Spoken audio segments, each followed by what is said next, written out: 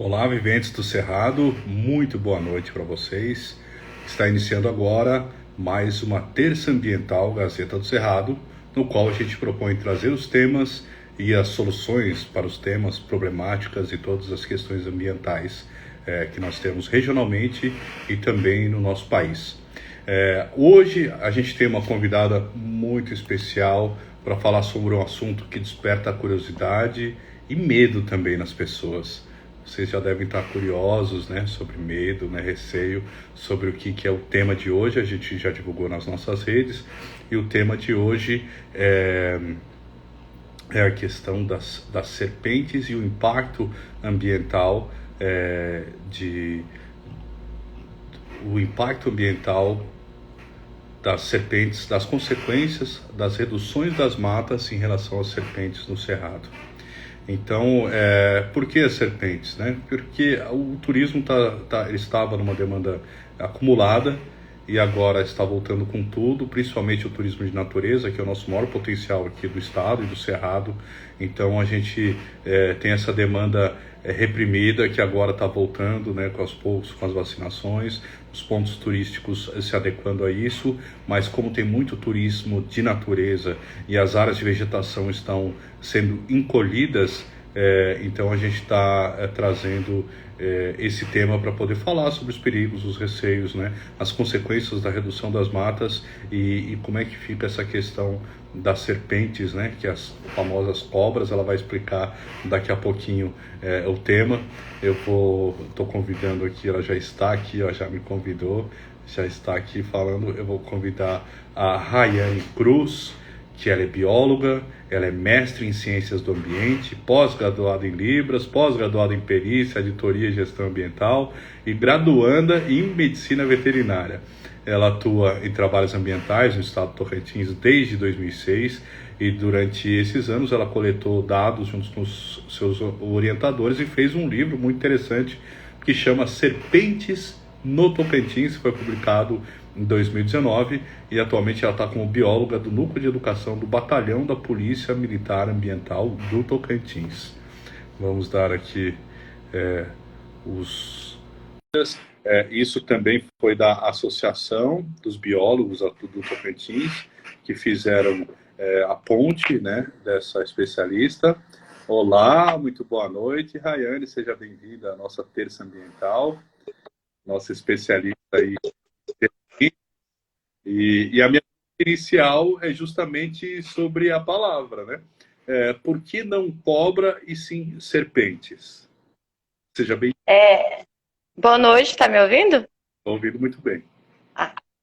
Então, é um prazer, né, receber esse convite da Gazeta do Cerrado, nessa parceria maravilhosa entre a Tobio, né, e essa parte informativa que é necessária para a gente, né? Eu sempre falo que a informação, ela preconiza a ignorância, né? Então, a gente tem que se manter informado para poder ter nossas próprias opiniões, né? Com relação às serpentes, isso é fundamental, porque a falta de informação que a gente tem é que vai fazer com que a gente tenha o medo, fazer com que a gente fique desesperado quando encontre, né? Que para mim é o grupo mais fantástico da fauna. Desculpa aí o pessoal que trabalha com os outros grupos, mas por todo o potencial que desenvolvem, né? E por toda a forma dinâmica de vida que elas têm. Mas aí, a resposta, né? Por que cobra ou serpente? O termo cobra, ele foi popularizando no nosso Brasil a partir do momento que a gente recebe, né, aquela, pode ser por alguns interpretado invasão, por outros colonização. Então, pelas pessoas que chegaram, né? E aí, eles tinham no país de origem deles serpentes, já com o nome chamado cubra, inclusive até do grupo das Najas, né? Falava-se muito disso. E o nome foi popularizando aqui no nosso Brasil até que chegou a ser conhecido como cobra. Assim como barrer e varrer, vassoura e vassoura, voz-me C, você, você e hoje só VC, né? Então, foi essa popularização de um nome que já utilizava lá, na parte, né, de Portugal, pessoal aí que veio. E aí, a gente tem como forma técnica o nome serpentes, porque lá na subordem que a gente utiliza, né, esse termo, serpentes, e aí a gente não tem uma separação, assim, tá certo ou tá errado. Eu, preferencialmente, utilizo quando eu estou lá com os ribeirinhos, com o pessoal do mato, com aquele pessoal que vive aquilo ali, eu prefiro utilizar cobra. Sabe? Eu acho que eu fico mais próxima da linguagem da pessoa, eu acho que me identifico com a memória daquilo ali, e o termo serpente eu acabo utilizando para essa forma mais técnica de se trabalhar. Ótimo. Que bom. Tem que falar a linguagem do pessoal que está, né, em cada local. E você, dentro do batalhão, você também as suas ações também se relacionam a essas, como coleta, alguma denúncia? Você também trabalha nesse sentido de recolher, deslocar, ou se alguém acha alguma serpente? Hoje eu estou como... falhou um pouquinho, viu, Marcos? Se você também atua na coleta, se tiver alguém que tem uma liga para a polícia, o que fazer, você também atua nesse recolhimento dessas espécies? Sim, eu faço parte, sou bióloga, estou como bióloga do batalhão, faço parte do núcleo de educação ambiental do Batalhão de Polícia Militar Ambiental aqui no estado do Tocantins, e aí tem essa função, sim. Se eu estiver no batalhão, houver um resgate, pode ser não só de serpentes, mas dos outros grupos, porque cada bichinho tem a sua maneira especial para lidar, né? Para poder fazer um resgate. Você cuida das garras, do bico, ou então dos cascos. Então, essa parte educativa a gente também acaba aplicando aqui. Mas, em especial, com as serpentes, eu gosto de ir justamente para estar falando para as pessoas e, de certa forma, mais do que falando, agradecendo pelo ato de ligar, comunicar, entrar em contato com os órgãos ambientais responsáveis, porque, às vezes, a pessoa, na tentativa de pegar, ela acaba tendo um acidente, né? Então, a gente sempre orienta, na zona urbana, área urbana, apareceu uma serpente, ligue para os órgãos ambientais. Tem pessoas capacitadas para fazer um resgate de forma segura, porque a gente quer que não haja um acidente, mas a gente também quer que a serpente continue viva, né, para desempenhar suas funções no ambiente. A gente tem o telefone 153, que é da Guarda Metropolitana Ambiental, aqui em Palmas, fazem o resgate. E a gente tem os telefones 3218-2731 ou 3218-2761, que são aqui do batalhão onde eu fico. Se for em outros pontos do estado, a gente acaba fazendo o direcionamento da demanda a partir daqui também. Entendi. Tá, e você falou do papel. Qual é realmente o papel da serpente? Olha, as serpentes, elas desempenham seu papel na parte do nicho, das suas funções ecológicas. As serpentes têm a sua importância né, dentro dessa parte ecossistêmica de hora ser predadora, vai eliminar pragas do ambiente. Quais são essas pragas, Rayane? Uma manifestação, um boom muito grande de anfíbios pode se tornar uma praga. Tem serpentes que na dieta tem preferência por anfíbios. A gente tem também muitos ratos que podem trazer zoonose para os humanos e as serpentes acabam fazendo esse controle. Isso é a parte ecossistêmica. Ora predador, mas também ela serve de alimento para outros animais. E aí faz parte de toda a relação trófica. E aí a gente tem um ponto muito muitíssimo importante, que é com relação aos fármacos.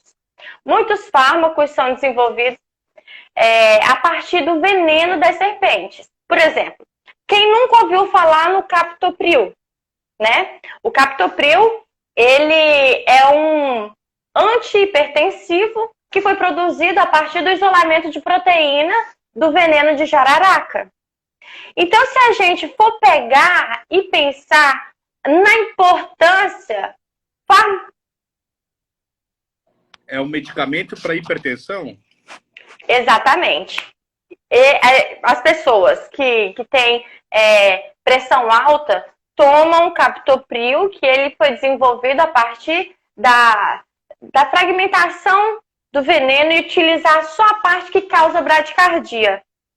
Olha só, movimenta a casa de muito dinheiro, isso já faz um rodízio financeiro, né? Isso no mundo inteiro, porque essa ciência brasileira foi desenvolvida aqui a partir do ano de 1949.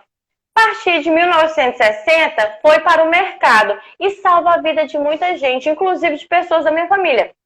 Então, todo mundo que tem alguém com hipertensão em casa vai ter, por obrigação, amar um pouquinho mais as serpentes, justamente por causa desse ato. Temos analgésicos que estão sendo estudados a partir do veneno de cascavel. Tem também cicatrizantes a partir do veneno de cascavel.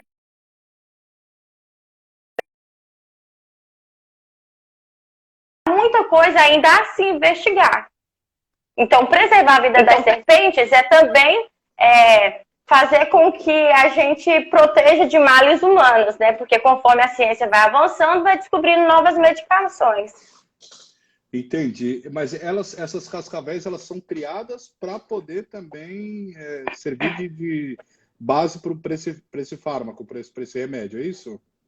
Exatamente. Assim como tem os biotérios para a criação das serpentes, para a extração dos venenos, também tem para essa finalidade. Ah, ótimo. E esses biotérios são os lugares que eles fazem aquele soro antiofídico, é isso? Tá certo o nome? Por exemplo, vamos falar de um instituto onde eu tive uma vinculação e consigo responder por lá.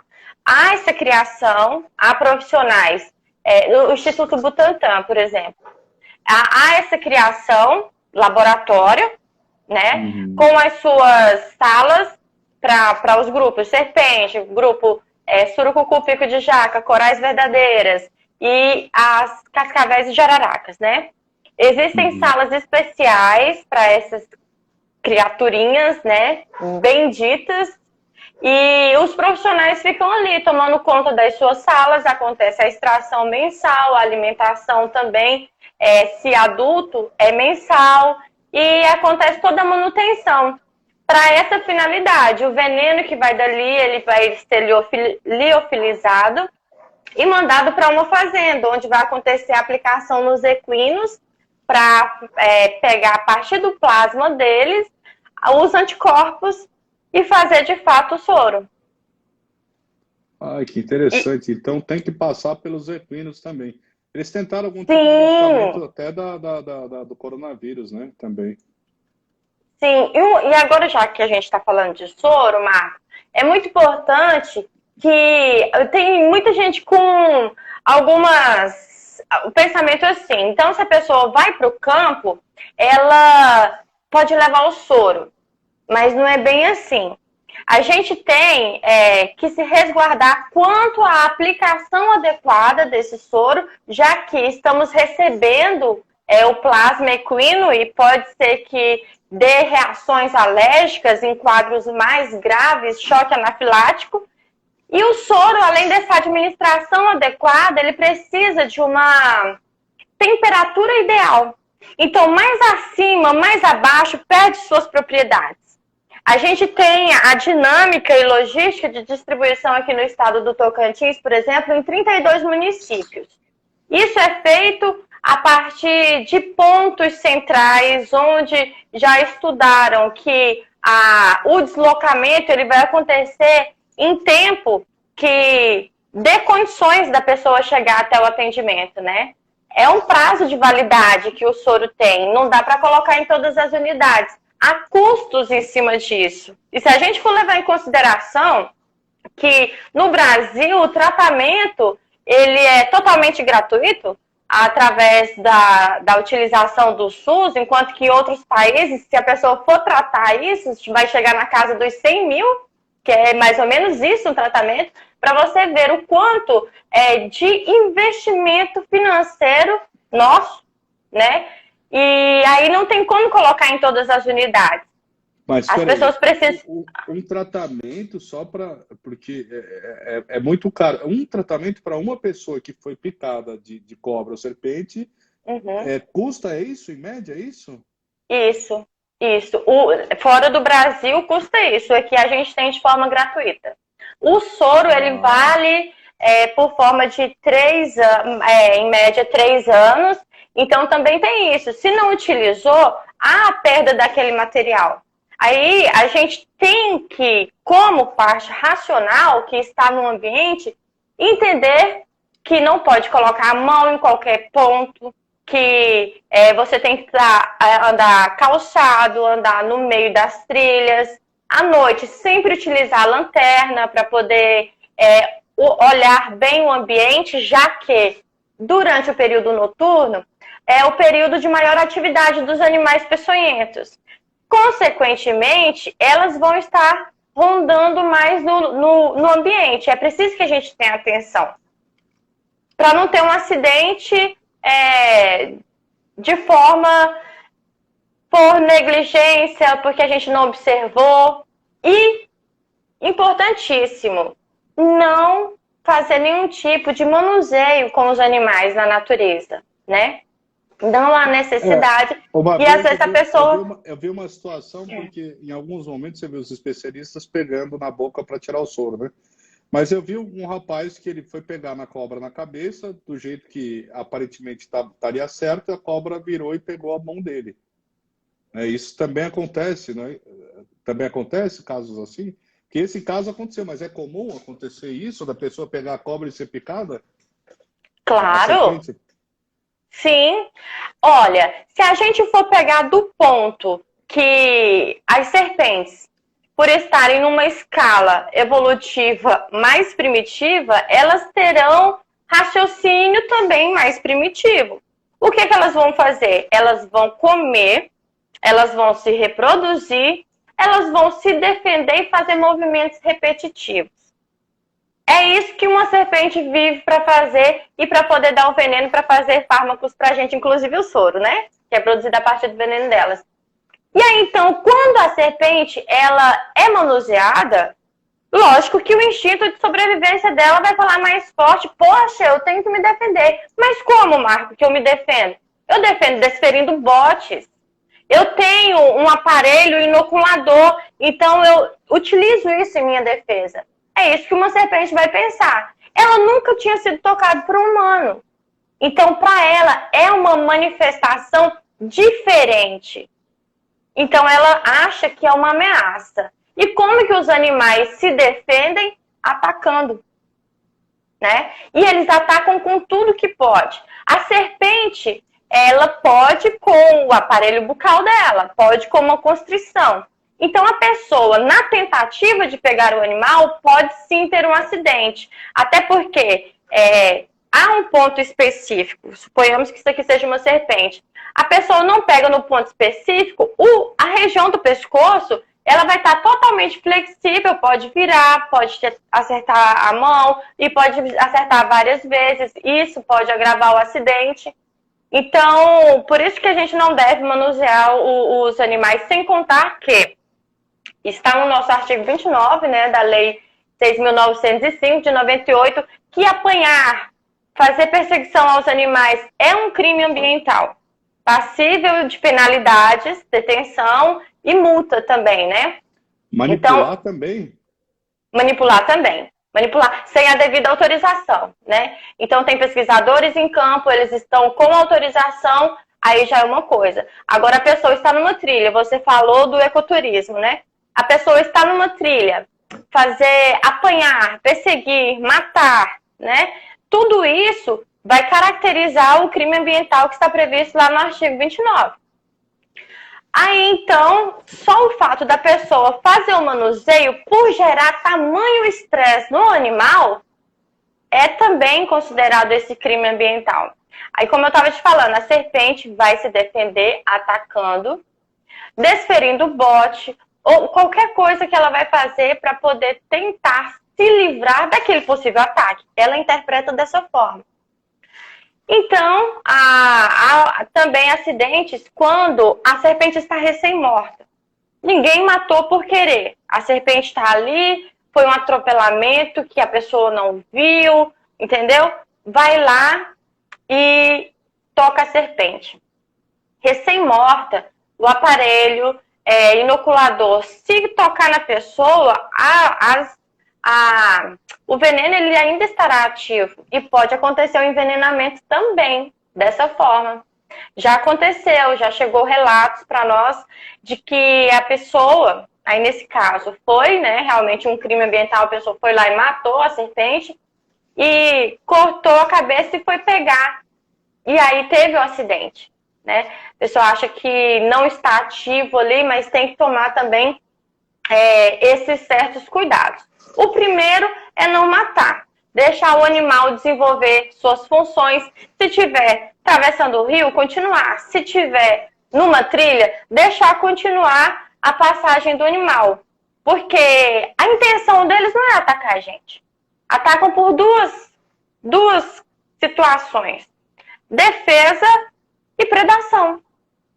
Então, se você estiver num ambiente, agir com tranquilidade, não vai acontecer. Embora tem gente que acha que, e também fala daquela serpente que dá lapada, né? Que corre atrás da pessoa e que dá lapada, mas só que é um mito, né? Uma lenda, uma crendice. Então, os seres humanos não são considerados presa. Então, é só se ela se sentisse ameaçada, é isso? Exatamente. Então, mas se tocar sem querer, pisar nela sem querer, então também pode acontecer dela se defender. Também é uma ameaça. Para as pessoas que gostam de estar num ambiente natural, observar muito, porque tem muitas serpentes que se camuflam muito bem. E um outro ponto, elas percebem vibrações, né? São surdas por natureza. Não tem um pavilhão auditivo, não tem o ouvido médio, tem ossinhos pequenos lá no ouvido interno. Então, o que ela utiliza muito? A parte ventral, para sentir as vibrações.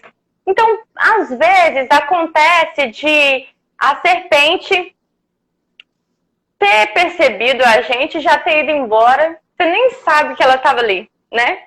Também, de certa forma, é um animal silencioso. E aí elas sentem, né, as vibrações e acabam saindo, porque fugir, né, refugiar-se para esses animais é sobreviver. Entendi. E aqui a gente estava numa equipe em campo, em Almas, no município de Almas, aqui no sudeste do estado, e a gente se deparou na trilha com depois a gente recebeu, eu tirei a foto, e era uma cascavel caiçaca. Esse é o nome mesmo dela? E qual o perigo de você encontrar um animal desse na trilha? O que você deve fazer? E eu sei que também tem aqueles protetores, alguns locais turísticos já tem aquela perneira, né? Mas nas pesquisas que eu fiz na internet, essa serpente, ela também pode saltar, né? E qual o risco, como fazer, como evitar, e se o nome está certo dessa caiçaca? Vamos começar pelo nome. Então, a cascavel é um animal, a caiçaca, pelo nome popular, é outro animal. Quando a gente fala de cascavel, aí eu preciso perguntar para você se você viu chocalho. Você viu chocalho no bicho? Não. Se não, aí vai ser aquela caiçaca, que é a jararaca. Só que a gente conhece... Caiçaca, A caiçaca, o nome significa dor intensa, dor aguda, justamente porque é uma característica do envenenamento dessa espécie. Há uma dor local... pouquíssimos relatos de não ter dor, mas, digamos, a gente leva considera para todos. Há uma dor muito intensa. Então, esse nome de caiçaca vem dessa dor aguda. Quando a gente está aqui no estado de Tocantins, a maioria dos municípios, o pessoal conhece como jararaca ou malha de cascavel. E isso é uma problemática, porque quando a pessoa vai no atendimento, que ela chega com malha de cascavel, há uma tendência fortíssima de aplicarem um soro anticrotálico, que é para o acidente de cascavel, só por causa do nome, né? E eles vão falar malha de cascavel porque a malha se parece, mas não tem o chocalho. Então acaba falando malha de cascavel. Aí quando é filhotinho, recebe ainda um outro nome, que é o rabo de osso. Por que recebe esse nome rabo de osso? Porque a alimentação das serpentes filhotes, ela é diferente das serpentes jararacas filhotes. Elas vão se alimentar basicamente de anfíbios. Então fica ali naquela região próxima ali dos alagados e fazem o engodo caudal. Como que é isso? A pontinha da cauda é branca, mais clara, e ela fica fazendo movimentos assim erráticos com a pontinha da cauda para atrair os anfíbios. Quando o anfíbio vem, ela está ali por espreita e acaba acontecendo a subjugação dessa presa. Quando ela cresce, começa a se alimentar de outros... Comer a presa, né? É matar. Matar, né? Subjugação. Mas... Se alimentar, né? Vamos colocar o seguinte. Os animais, eles... Eu sempre falo subjugação porque... Ou fala predação, às vezes com uma coisa muito forte, muito intensa, assim, então acaba falando subjugação para não falar matar, né? Uhum. Mas só que eles já são absolvidos pelas leis da sobrevivência, né? A gente fala dessa forma. Eu, pelo menos, tento colocar na cabeça das pessoas dessa forma. Se não fosse essa ganância humana, a gente poderia considerar assim também. O negócio nosso é que a gente acaba fazendo estocagem de alimento, acaba tendo necessidade de colecionar as coisas, né? E os animais não. Eles só matam, predam, subjugam o que vão comer, né? Então, há aquele tempo para a natureza conseguir se recompor. Enquanto que a gente não faz isso, a gente mata mesmo, e mata em grande escala. Uma escala geométrica, né? Uma escala exponencial. Mas você me falou uma outra coisa que me preocupou, que foi o seguinte: o antiofídico, o remédio de um não serve para outra espécie. Não. Nós temos no Brasil 4 grupos diferentes. Nós temos o soro anticrotálico, que vai servir para cascavel, antibotrópico, que vai servir para jararaca, antilaquético, que serve para surucucu, pico de jaca, e também o elapídico, que é o soro contra as corais verdadeiras. Tá, vamos ser o seguinte, como que a gente vai identificar qual? Tô sofrendo aqui e vi que foi uma cobra, mas não vi qual cobra que foi. Como é que eu vou chegar no atendimento e falar isso? Pelas características do machucado, é isso? A sintomatologia, ela já revela. Sintomatologia. Os sintomas. Os sintomas, a característica do machucado, a característica da lesão, o que aquele indivíduo acidentado vai manifestar como reações vagais, como outras reações, é que vai dizer qual foi. Mas, geralmente, as pessoas conseguem identificar, chega lá e faz uma soroterapia. Eu, como profissional dessa área, acharia que precisaria, sabe, de algo mais pulsante, algo mais firme nas entidades de ensino, para poder que essa parte que já foi exclusa da OMS como doenças tropicais, voltasse a ter a sua devida importância. O estado do Tocantins, por exemplo, ele é o 3º estado com maior índice de acidentes e óbitos dessa nossa região norte. né? Nossa. Vamos ter o Pará, vamos ter Amazonas e depois tem o estado do Tocantins. Por quê? A gente tem um território grande, né? Temos vegetação, embora o Cerrado tenha perdido muito, né? Justamente por causa da perda das suas matas e a perda das matas. Olha como a coisa está totalmente relacionada, totalmente linkada. Você perde matas, você perde águas. Daqui a um tempo você vai perder árvores frutíferas. Isso vai implicar numa redução dos roedores que se alimentam ali, que estão presos às serpentes, e vai influenciar no declínio das populações de serpentes.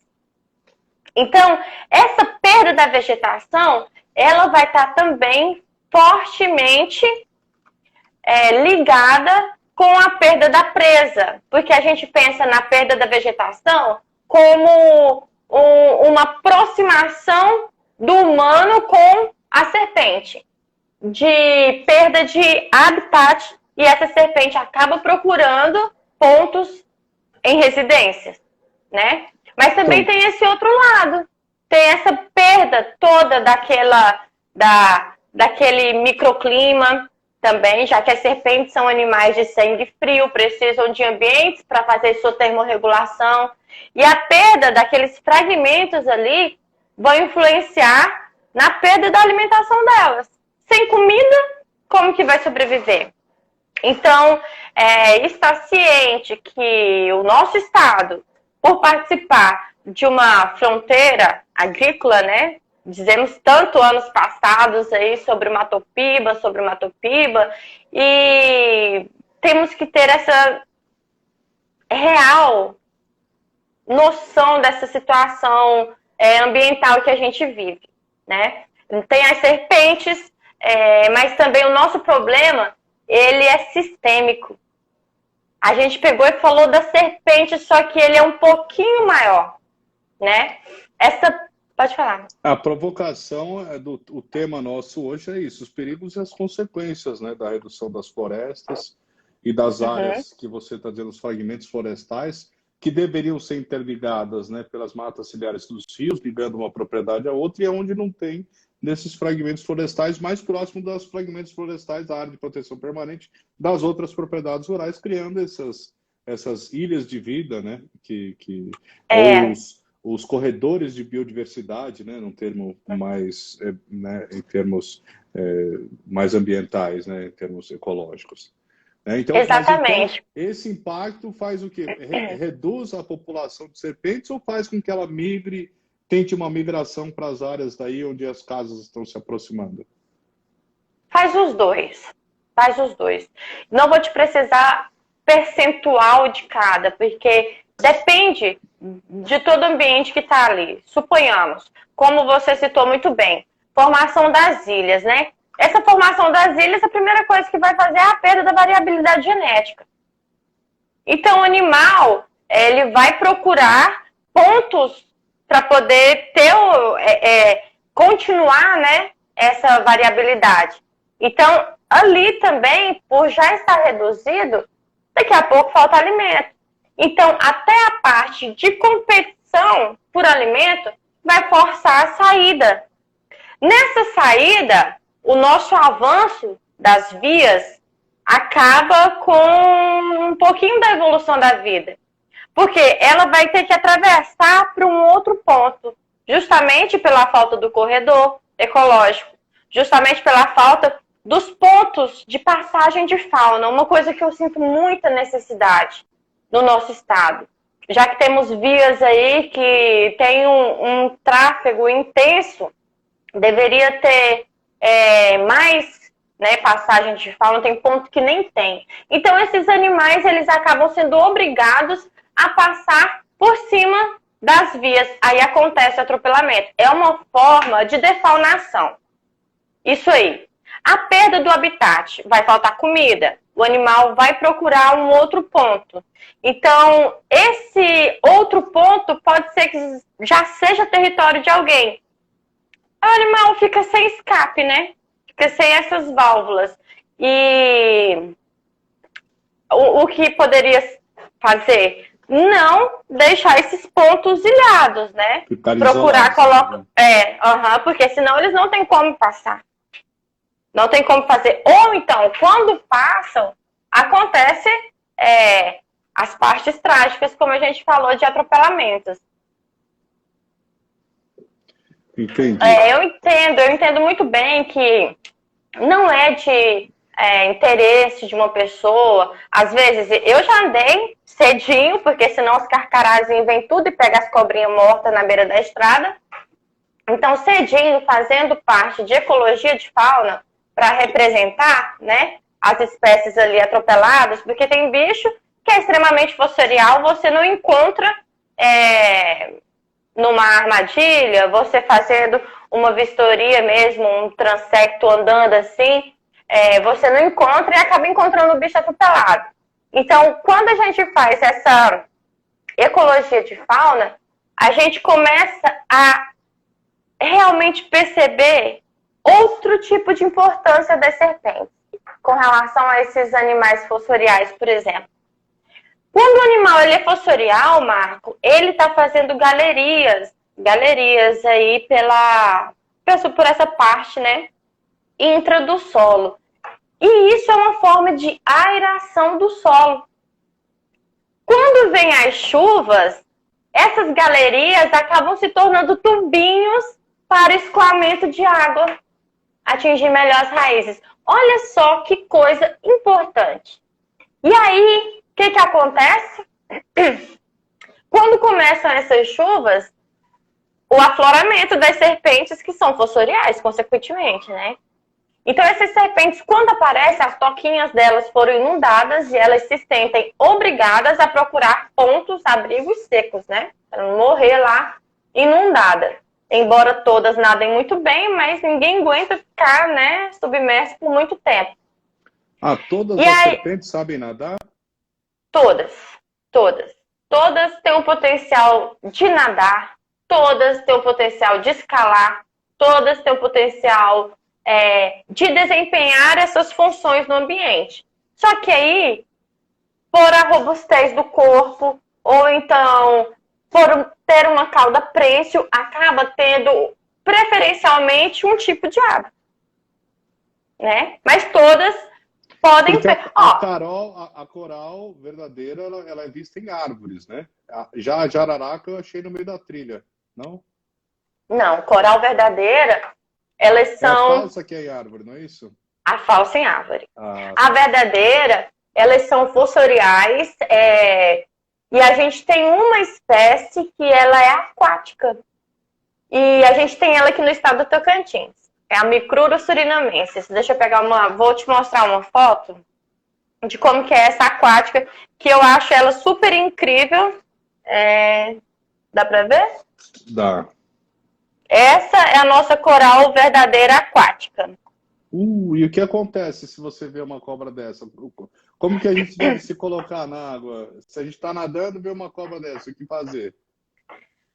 Olha, ela vai ter a intenção... na água? Aí é um aperto que dá sem abraçar a gente, essa pergunta. Por quê? Digamos assim, ela tá ali na intenção de chegar até o outro lado, talvez procurar um parceiro, talvez procurar alimento, abrigo, qualquer coisa assim, né? E a gente tem também que as serpentes, para desferir o bote, ela tem que estar enrodilhadinha, porque é aquela parte do S que vai ser lançada e volta. E às vezes ela tem o potencial de ir e voltar várias vezes, porque está lá nos movimentos repetitivos que esses animais apresentam.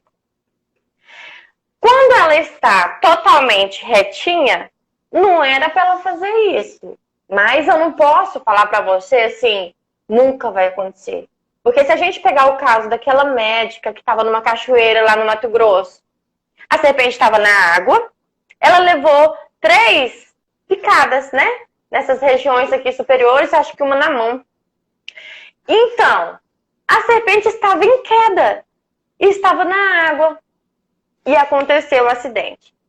Então, as coisas na natureza, elas, assim, a gente não pode falar, de fato, bater o martelo, não, não, não. Na maioria não acontece, mas pode vir a acontecer, como foi o caso daquela médica, não sei se você recorda. Não é para ter esse acidente, porque ela precisa dessa molinha. Agora me deu um receio das cachoeiras, né? Ela pode vir pela correnteza da água, né, a cobra? Só que assim, a gente não precisa ter medo da natureza. A gente precisa coexistir com a natureza, né? Vejamos, quantos casos a gente já ouviu de uma serpente se despencar de uma cachoeira e ter um acidente com alguém?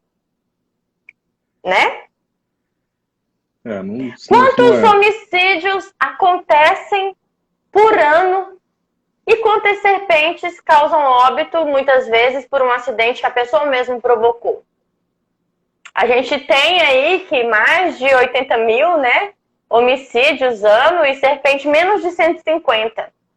Então, às vezes, o nosso conceito de medo, ele tá um pouco distorcido, porque eu mesmo tenho mais medo de gente do que de bicho. Outros bichos, né? Outros bichos. Aí a gente precisa observar bem o ambiente. Se a gente observar, ficar atento, eu vou ali na queda e tal, melhor ficar jogando água assim, depois você cria confiança de novo e entra debaixo da cachoeira. Mas assim, é pouco provável de acontecer, né? Entendi. Tá, mas ela, então, se você vê uma cobra, não queira pegar na cobra na água. Não, em lugar nenhum, né? Não há necessidade. No começo você falou que já é crime também manipular, né? Então nem pode... Em lugar nenhum. Olha, as pessoas perguntam assim, Rayane, mas aí, o que você acha? Porque eu, bióloga, claro que tem pessoas também da minha área que pegam, que fazem vídeos, que mostram, né, e tal. Há uma forma educativa nisso aí, Marco, eu não posso negar. Só que há um encorajamento também em fazer com que pessoas tenham a mesma atitude, né? Principalmente aqueles vídeos que dizem assim, não façam isso. A nossa mente entende, faz. E aí, quando a psicologia reversa, né?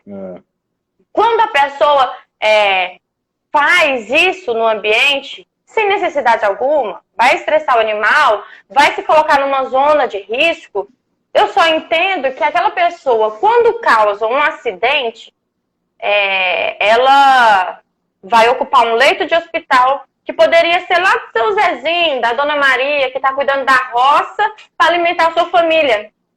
Nesse leito de hospital, ela vai utilizar ampolas do Sistema Único de Saúde para um caso que poderia resolver ou vai faltar mais na frente para uma pessoa que realmente precisou, que realmente foi um acidente. Vai tirar enfermeiros, vai tirar médicos, vai tirar toda a assistência de um acidente de fato. Então eu não gosto dessa parte do exibicionismo, né? Eu prefiro a parte educacional, mostrar a importância desses animais e tentar colocar o respeito que elas necessitam, né? Então, assim, eu não encorajo as pessoas a fazer os manuseios, né? Em cursos especializadas, essas coisas, a gente prevê o manejo, né? Mas de uma forma que não toque no animal, para não estressar e que seja de uma forma mais segura, né? Aqui a gente falou das serpentes e a jiboia e a sucuri são consideradas serpentes. Tudo é serpente, né? Uhum. E elas também atuam nas águas aqui. Aqui tem muitos casos das jiboias ainda? Tem. Inclusive, na quadra 607 Norte, não, 607 Sul, o mês passado, no mesmo dia, 2 chamados para pegar jiboia. O pessoal tocou fogo lá, né? Essa prática, ela pode virar um problema, porque daqui a pouco pode ser um incêndio florestal. E um incêndio florestal também reduz as matas. E aí, conforme ele vai acontecendo, consecutivas vezes, sucessivas vezes, vai modificar todo aquele ambiente e vai se tornar inóspito à vida. Vai fazer com que os animais acabem procurando um outro ponto, né? E nem retornem mais, né? E nem retornem mais. E já pensou se é um ponto onde a especificidade e exigência daquela determinada espécie? Você pode, inclusive, causar uma extinção local. Que são né? as chamadas espécies endêmicas que só vivem em determinada região, é isso? Exatamente, exatamente. Então, a pessoa tem que tomar muito cuidado com os hábitos, né? Com as práticas junto ao meio. Aí sim, o pessoal colocou fogo lá e nesse dia 2 jiboias. Jiboia é uma das serpentes mais encontradas aqui em Palmas. Ela tem um hábito semiaquático, ela escala super bem, né? Tanto que pode se alimentar de aves também, e roedores. E as sucuris temos menos relatos, porque como as jiboias elas são de subaquático, de hábito semiaquático, e as sucuris elas já têm uma necessidade mais extrema de estar no ambiente com água, né? Então a gente vai receber assim próximo a ambiente rural. Inclusive os chamados que a gente tende a atender é na zona urbana, né? Porque na zona rural já subentende que ali é a casa dos animais. Veja o quanto é meio que injusto esse negócio. Poxa, lá era só mato. A pessoa chega e instala, já tira ali aquele cenário que aqueles animais estavam acostumados já há bastante tempo. Nessa retirada se instala lá. Quem é o invasor, Marco? Aquela serpente que, porque tem um empilhado ali, tem um ambiente que é agradável para a termorregulação dela, ou então há cereais, há outros tipos lá de grãos e atrai roedores, e aí atrai serpentes, né? Porque as coisas na natureza são super linkadas. Então, o invasor está sendo a espécie humana, né? Nesse caso. Entendi. Então se a pessoa, mesmo a jiboia, ela não tem o veneno, ela faz por aquele estrangulamento, não é isso? Mas também é perigosa para a espécie humana? Do ponto de vista de causar problemas no organismo, problemas fisiológicos, não, porque ela não tem nenhum tipo de veneno. Inclusive, esses animais mais basais, como é o grupo sucuri, o grupo jiboia e algumas outras que têm a dentição que a gente chama áglifa. Como que seria, Raiane, uma dentição áglifa? É uma dentição onde os dentes não tem nenhum de forma inoculadora. Veja aqui, ó. Isso é uma dentição áglifa. Todos os dentinhos são bem parecidos. Nesse caso, a serpente não tem nem glândula de veneno. Só mais uma gengiva, aquilo parecia. Tem os porque são bem pequenininhos. São assim, ó, todos voltadinhos para trás e bem pequenininhos. Aí, o que acontece? Mas não tem veneno? Então tá, não dá problema. Só que a gente tem que alertar com relação a qualquer tipo de animal silvestre que tiver um contato, uma ranhura, morder, né? Um macaco passou a unha, um tamanduá passou a unha, tem muitos micro-organismos ali por baixo. Quando você faz essa ranhura, você está abrindo portas para instalação, né, de micro-organismos, sejam fungos, bactérias, e pode causar uma reação inflamatória. Isso aí pode. Na saliva das serpentes, tem também o potencial de degradação de tecidos, né? Já que são animais que se alimentam de presas inteiriças. Elas não mastigam. Então, essa saliva, naturalmente, ela tem que começar uma degradação de fora para dentro. Então, o que a gente fala? Teve uma mordida, teve um acidente com serpente. Qual que é a primeira coisa a fazer? Lavar com água e sabão. Né? Independente se a serpente é peçonhenta ou não. Lavar com água e sabão. Sempre lavar com água e sabão. Sempre, sempre, sempre. Porque a gente vai estar... passar o álcool gel.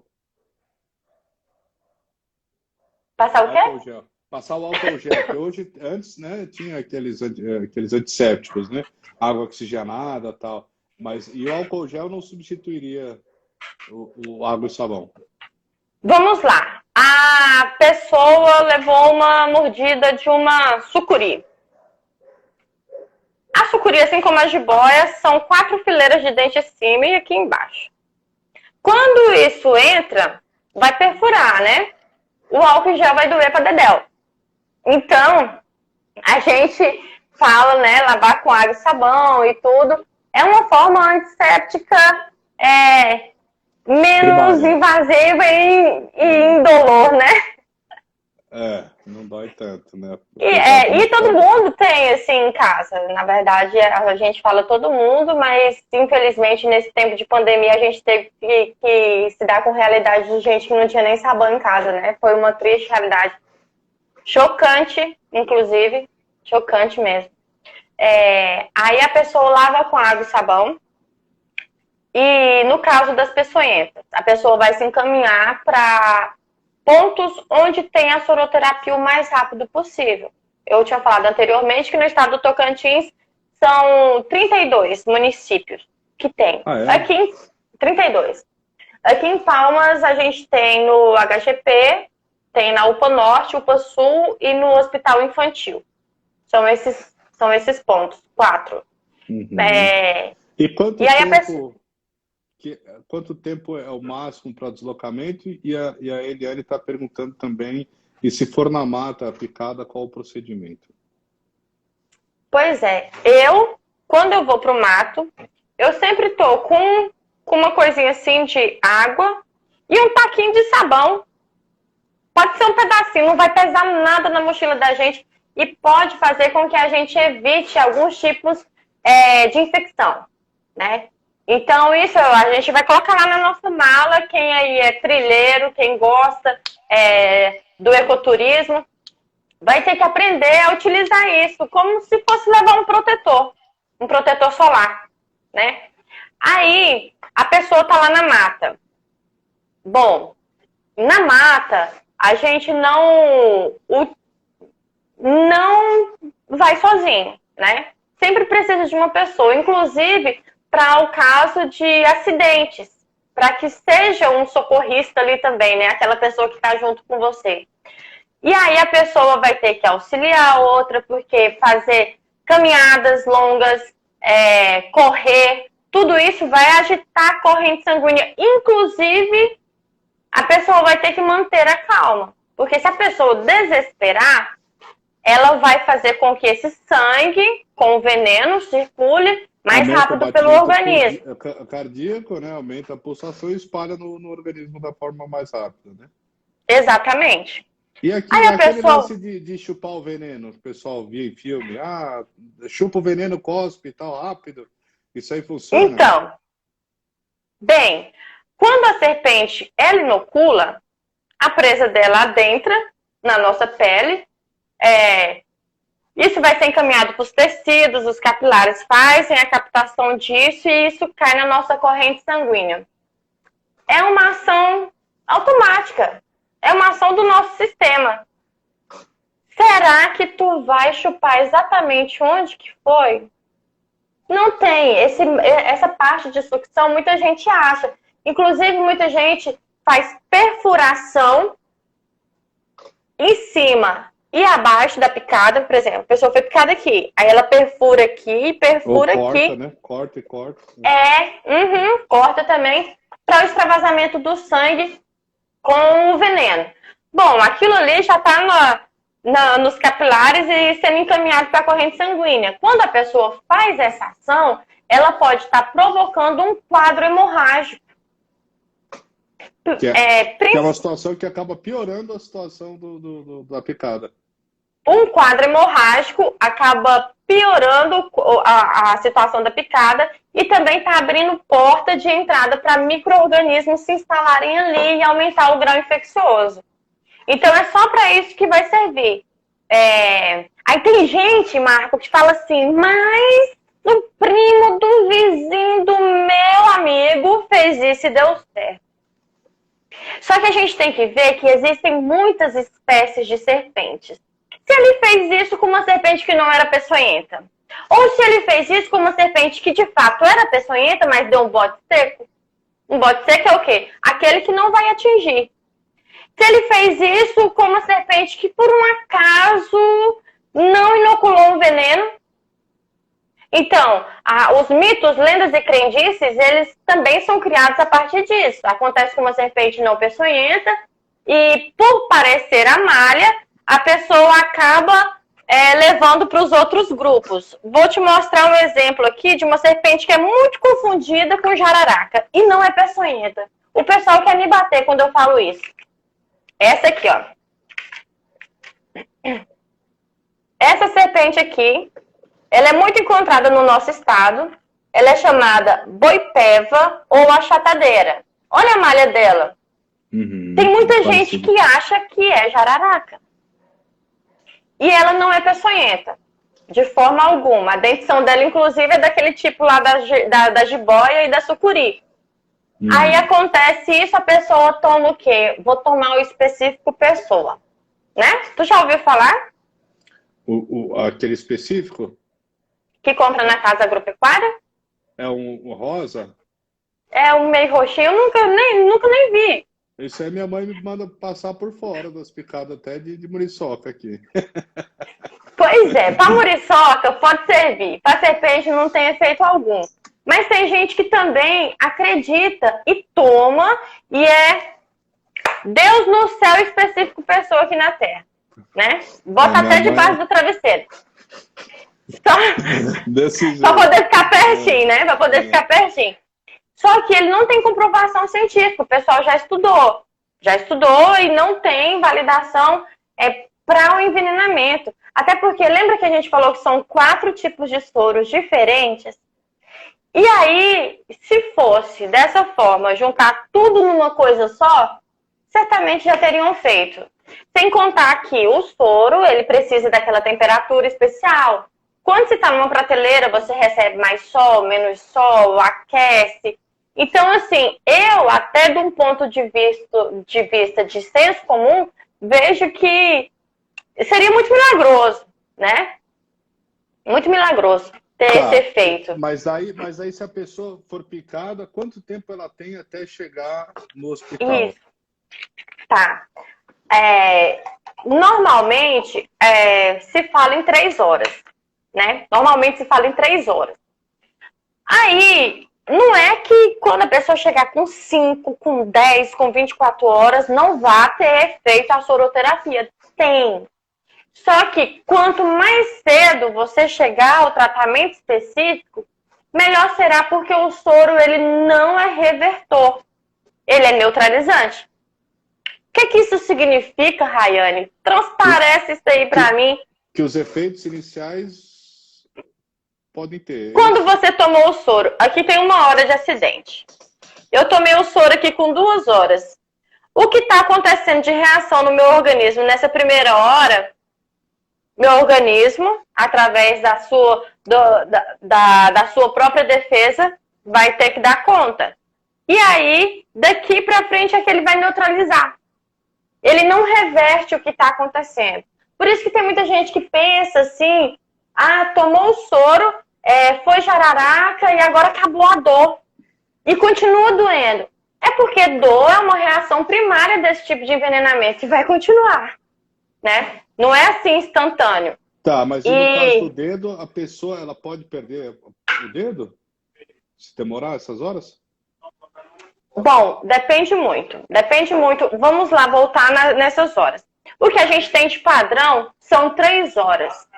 Mas aí pode ser que a pessoa é diabética, a pessoa é cardíaca, a pessoa é hipertensa, é um organismo idoso ou é um organismo infantil? A serpente que inoculou quanto de veneno? Esse organismo, ele está sadio? Então, tudo isso implica, inclusive, na forma terapêutica. Por quê? Os extremos, a gente está vendo muito isso aí com esses males que estão acontecendo. São muito frágeis para quaisquer situações. Aqui, início, está adquirindo os anticorpos. Aqui, no idoso, está perdendo, né? Então, essas 3 horas, elas poderão variar. Isso é muito flexível. Tem o caso, inclusive o que você falou mais ou menos para mim.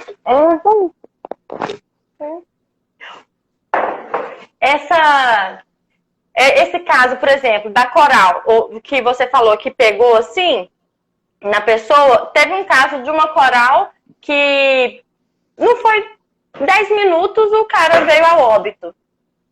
Então depende muito. O veneno de uma coral verdadeira, por exemplo, ele tem um peso molecular muito baixo. Então, aquele negócio vai circular muito mais rápido pelo organismo. Sem contar que uma das complicações é aqui a sensação de asfixia, porque atinge células da glote. Então, a gente sempre fala, as pessoas perguntam, qual que é o veneno mais letal? Qual que é o mais perigoso? A gente entende que há diferentes pontos de atuação do veneno. E o da coral verdadeira, por ser uma parte que vai deixar a gente vivo por menos tempo, que é essa região nossa da glote, porque se eu tiver uma reação sistêmica, no caso da cascavel, ou uma dor local, no caso da jararaca, ou ficar sem respirar, no caso da coral, é claro que a falta do ar vai causar mais males e consequentemente, mais rápido um óbito, né? Se não houver o tratamento. Aí, essas 3 horas vai ter esses critérios, né? Vai ter que ser bem investigativo com relação a isso. A gente já tem que ir encerrando. Mas aí sobraram 2 dúvidas. Uma em relação à questão do veneno.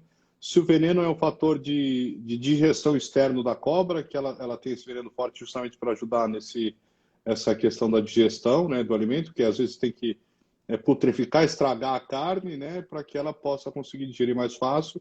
E a outra é se eu ver uma cobra, eu passo pela frente ou por trás dela, numa trilha? Vamos responder essa aí primeiro.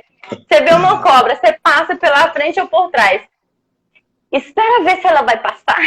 Não, porque eu tô lembrando do caso da cobra que eu vi. Que ela tava enroladinha. E da enroladinha eu lembro que ela tá preparada para um bote. Só que ela não subiu a cabeça, ela continuou enroladinha quietinha. Eu passei por trás. Mas o guia que estava com a gente passou pela frente e falou, essa cobra não faz nada. Daí eu fui filmar, cheguei, né, eu pus o zoom no celular, né, para poder registrar, né, que eu estava gravando, e depois um outro amigo meu que identificou. Mas eu fiquei na dúvida, porque ele falou, não, pode passar pela frente, e eu falei, não, mas eu acho melhor passar por trás, né? Tem alguma diferença? Assim, eu acho que essa aí ela estava dormindo. Rayane, como que é uma cobra dormindo? Porque eu nunca vi. As pálpebras são transparentes. Como é que eu vou saber se ela está dormindo? Bom, a gente utiliza uma tática assim. A serpente está enrodilhadinha, a cabeça dela está no mesmo nível ou abaixo do último nível do corpo, ela está dormindo. Porque os animais, eles tendem a preservar os seus pontos mais vitais. A cabeça é um ponto vital. Então, ela tende a esconder. Inclusive, também é um mecanismo de defesa. Muitas, às vezes, quando são tocadas, quando são assim, ou para se defender, acabam se enrodilhando e escondendo a cabeça justamente por causa disso. Então, aqui, ela tá aqui, a cabeça, né? Isso aqui é a rodilhazinha. Então, se tá no mesmo nível ou abaixo, ela vai estar dormindo.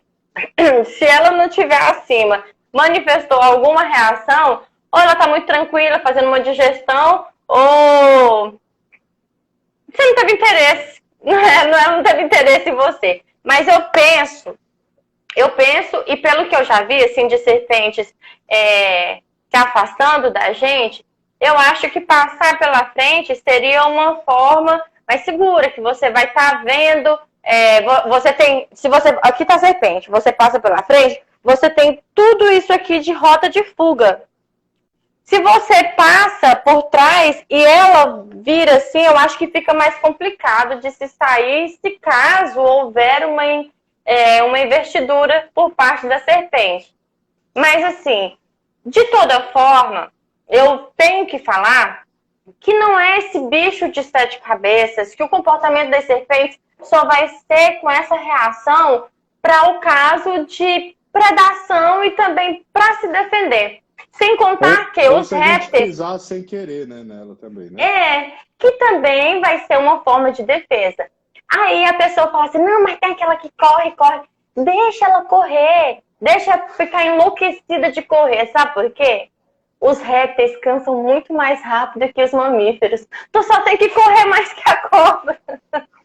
Entende? Então, assim, vai ser liberado uma substância na musculatura deles e eles acabam parando por ter uma sensação de cãibra. O que na musculatura do mamífero é diferente. Por isso que os répteis, as serpentes, tiu, eles têm aquela investidura, até jacaré, por exemplo, tem tchá, sai igual doido e para. Né? Por causa da liberação desse ácido na musculatura. Então, enfim. Jacaré é só correr também, então. E o povo fala que em zigue-zague, aí ele fica bobinho. Oh. Você corre em zigue-zague e ele fica besta. Essa é a dica para fugir de touro brabo também, né? Pode te lá. Acho que o povo inventou para geral. Bom, eu agradeço. E daí a última questão, essa da putrificação, antes de abrir a palavra, as conclusões finais, né? Tá, certo. Isso aí, bom, o veneno, ele está relacionado com a parte de paralisação da presa. Do sistema, da fisiologia, sabe? Do organismo. Ele vai parar por asfixia, ele vai parar por não deixar que as funções da musculatura se desempenhem, aí vai chegar na musculatura cardíaca e o bicho vai acabar vindo a óbito por causa disso. Essa parte de digestão vai estar mais relacionado com essa mucosa que está na boca da serpente, sua saliva, e também com os sucos liberados no estômago, né? Os animais, inclusive, eles têm um suco gástrico, Marco, muito baixo, né? Que vai ser muito ácido. Por quê? Tem que digerir, no caso das serpentes, o líquido do estômago, ele é bastante ácido, justamente para poder auxiliar nessa digestão aí de forma mais eficiente. E alguns outros animais também necessitam disso, porque na redução do seu habitat por queimadas, por ações agropastoris, vai faltar comida, e aí eles se sentem obrigados a sobreviver. E o que dá a sobrevivência? Alimentar. Com essa restrição de alimento no ambiente, ele se sente obrigado até a se alimentar de fezes. Então, das suas próprias fezes. Então, esses ácidos, esse estômago, ele precisa ser bastante acidificado para também garantir a sobrevivência, né, e a perpetuação, a continuidade e fazer com que a gente exista também. Uma coisa que a gente deve pensar que preservar a vida desses animais nada mais é do que manter a nossa existência, né? Se a gente pensar no quanto fazem de favor, os nossos atos é um desserviço muitas vezes. Então, a gente cuidar deles, eles vão cuidar do ambiente que faz a gente ficar vivo. Com certeza. Olha, eu te agradeço muito. A gente está conversando aqui. Muito obrigado a todo mundo aí que está nos assistindo ao vivo, com a Rayane Cruz. Ela é bióloga, ela é mestre em ciências do ambiente, pós-graduada em Libras, em perícia, auditoria, gestão ambiental, graduando em medicina veterinária, é uma super de uma pesquisadora aí, e também trabalha como bióloga no Núcleo de Educação Ambiental do Batalhão de Polícia Ambiental do Tocantins. Muito obrigado, Rayane, por você participar, Rayane Cruz, por esse momento, por essa aula aí de biologia e aula de serpentes. Se você quiser, você falou que estava no laboratório, se você quiser mostrar rapidamente aí e também fazer as suas conclusões finais, fique à vontade. Sim. Pois a gente vai agradecer, né, esse convite. É os assuntos com animais, eles são muito necessários, né? É algo assim que a gente vê que cada dia tem que acontecer mesmo. Esse trabalho que a gente faz, dessa conversa aqui, muita gente não vai conseguir entender muita coisa nesse momento. Por isso que o serviço de educação ambiental, ele é cotidiano, é diário. Né? Porque a gente mudar, transformar pensamentos, ele necessita que a gente mostre como que é, né? Mostre como que acontece. Até que chega o ponto de que a minha fala acaba, por questões mais reais, se distanciando daqueles mitos, daquelas lendas, daquelas crendices.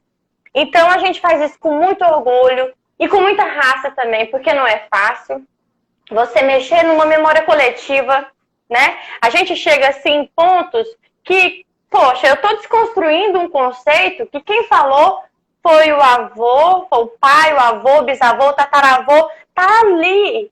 Então eu também não posso, por exemplo, como educadora ambiental, chegar e falar, você tá errado, eu tô certa. Não, a gente vai caminhando, conversando uma linguagem igual, para que essas pessoas sintam, de certa forma, até mais confiantes em acreditar naquilo ali. Esse é o papel da educação ambiental. Eu acho fantástico. E o retorno disso é uma mudança de hábito de uma pessoa, as pessoas transmitirem essas informações.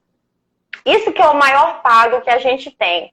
E uma coisa que eu sempre falo, que o lema nosso aqui é dizer que as polícias, elas possuem a rigorosidade para punir. Mas também a gente tem observado, Marco, que a sutileza para ajudar, ela está prevalecendo isso aí. Ajudar com informação, porque é melhor, né, prevenir do que remediar. Melhor educar do que notificar. Então é isso que a gente faz aqui, todos os dias. E necessitando, querendo mais informações, eu sei que o assunto, ele gera muitas dúvidas. Uma live para falar só de mitos, lendas e crendices, porque a gente fica intercalando e às vezes não dá para responder tudo. Uhum. Mas desde já eu agradeço. Obrigada para retornar, com certeza. Agradeço a parceria que é a Atobio, gente, a Atobio, a Associação Tocantinense dos Biólogos, que faz uma parceria com o Gazeta do Cerrado. Então, essa interação, biologia e informação, a gente tem que permanecer. Eu estou à disposição e, ficando dúvidas aí, a gente pode complementar em qualquer outro momento. Maravilha, eu quero fazer uma visita nesse teu laboratório, conhecer as espécies aí e mostrar para as pessoas. Vamos marcar qualquer hora. A gente está naquela fase das mudanças, né? E aí eu não tive como mostrar esse material agora. Entendi. Por isso que eu peguei das páginas do livro. Entendi. Não, mas maravilha. O telefone, só para a gente relembrar, o telefone, se alguém achar alguma espécie de serpente e precisar de ajuda para recolher, era 115, qualquer mesmo? 3218-2731 ou 3218-2761. Esses são os telefones aqui do batalhão 63, da Polícia Militar de Palmas. Isso, aqui do estado de Tocantins. Isso aqui em Palmas. Em Palmas também tem a Guarda Metropolitana Ambiental, através do 153. E a gente também tem um WhatsApp, que é aqui do batalhão, para as pessoas mandarem diretamente. Esse WhatsApp funciona a todo momento. Tem uma serpente que eu encontrei. É peçonhenta ou não é peçonhenta? Gente, por favor, manda antes de matar, né? Porque tem muita gente que manda a foto, aí pergunta se é peçonhenta ou não, matou e tal. A gente tem, se quiserem anotar, é 99291-2174. Esse é o nosso WhatsApp aqui do Núcleo de Educação Ambiental, para que as pessoas mandem as fotos, retirem dúvidas. Nós temos um prazer imenso em trocar essas informações. Olha lá, a Eliane também colocou ali. Mas eu vou pedir esses telefones que você me passou, a gente põe nos comentários. Aliás, eu ponho na descrição dessa live que vai continuar permanente aqui. A gente também vai transformar em podcast também, que é essa terça Aham. ambiental, que vai ficar no nosso canal da Gazeta do Cerrado, para quem quiser ouvir. E muito obrigado novamente, te agradeço demais o seu tempo, o seu conhecimento, né, a desmistificação de alguns conceitos, né, que são criados, com certeza, né, Uhum. e muito obrigado novamente, estamos à disposição para as questões ambientais, né, se tiver alguma pauta, pode nos mandar, nos sugerir, que a gente está aberto também. Vocês causaram um grande problema, viu, da Gazeta do Cerrado. A Ah, necessidade da gente toda terça-feira estar aqui para acompanhar, porque é excelente essa iniciativa e esse canal tá fantástico. Parabéns. muito obrigado, é uma honra e alegria que a gente agradece aqui a vocês que estão nos assistindo. É todas as terças, é a Terça Ambiental Gazeta do Cerrado. Acompanhe aqui, vai ficar permanente nosso IGTV aqui no Instagram. A gente também vai fazer essa migração para esse material também para o YouTube e também para o nosso podcast nos canais aí de áudio para iPhone, para Android, nesses players aí de áudio. Raiane, mais uma vez, Raiane Cruz, a bióloga, especialista, uma das maiores especialistas do Brasil, a maior de Tocantins, de serpentes, e autora do livro Serpentes no Tocantins, que eu quero também uma cópia assinada, autografada. Eu vou atrás dessa aí, porque sou muito Sim, pode curioso. deixar, pode deixar. Tá? E eu Então, tenho muito que falar obrigado. para vocês um beijo com peçonha e um abraço de sucuri. Ah, obrigado. Tá lá a Renata que nos acompanhou também. Obrigado, Eliane. Uhum. Ótimos. Associação de Biologia também, muito obrigado. Então, boa noite a todos. Muito obrigado novamente e até semana que vem.